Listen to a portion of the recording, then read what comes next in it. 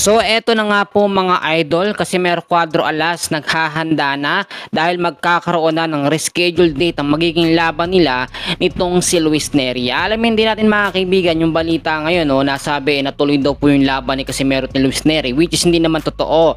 Nagkaroon ng restriction at hindi ito natuloy simula po noong April 17 hanggang sa mga susunod na mga araw.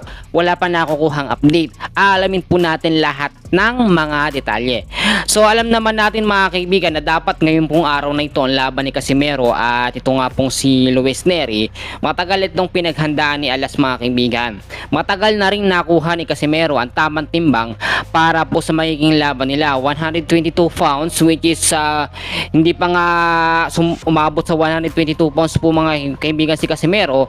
Wala pa nga yung pecha na April 18. Kuhang-kuha na agad ni Casimero ang timbang. Ito, para sa mga nag-aabang mo mga kaibigan, lately lamang ay naglabas na po ng update ang Kameda promotion po o Kameda promoter po ni Alas at ni Luis Nery. Isang promotion lamang po sila at pinospone pa nung buong April 17 hanggang sa 19.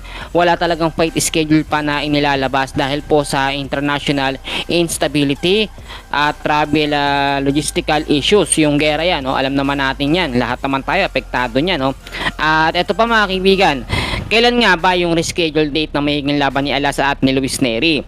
Sa pinaka-update natin mga kaibigan, wala pang bagong date. Sabi po ng 3,150 fights details regarding po dun sa reschedule date nila at match up nila ay i-announce pa sa official website po ng press release soon.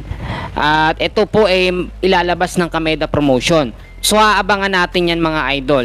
Humingi na rin po ng apology, nag-apologize na ang promoter po ni Alas at ni Luis Nery dahil sa nangyaring aberya.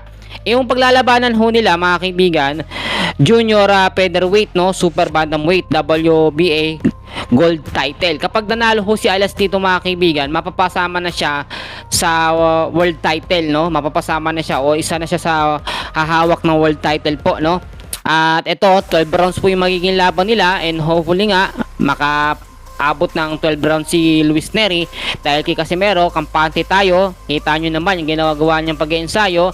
Kahit napospon yung laban, wala pa rin nagbabago. Tuloy-tuloy pa rin si Cuadro Alas.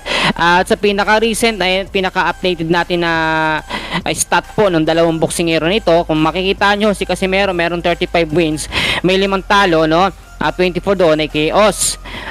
Samantalang si Luis Nery naman merong 37 wins, may 2 talo, merong 28 KOs. Pero ang pagbabasihan na lamang natin dito mga kaibigan, yung kalibre ng boksingero, kahit medyo lamang ng 2 panalo si Luis Nery, tinalo naman siya ni Naoya Inoue. Eto pa, para din sa mga hindi nakakaalam, mas na manalo si Casimero dito kay Luis Nery, automatic makukuha niya yung atensyon ni Naoya Inoue dahil si Luis Nery at Naoya Inoue nagkaharap na yan, and alam naman natin kapag tinalo ni Alas si Luis Nery, automatically ipopropose yung laban kay Naoya Inoue. So mga idol, yan muna ang pinaka-update natin sa ngayon, and please huwag niyo kung kakalimutan naman na mag-like and subscribe sa ating channel. Maraming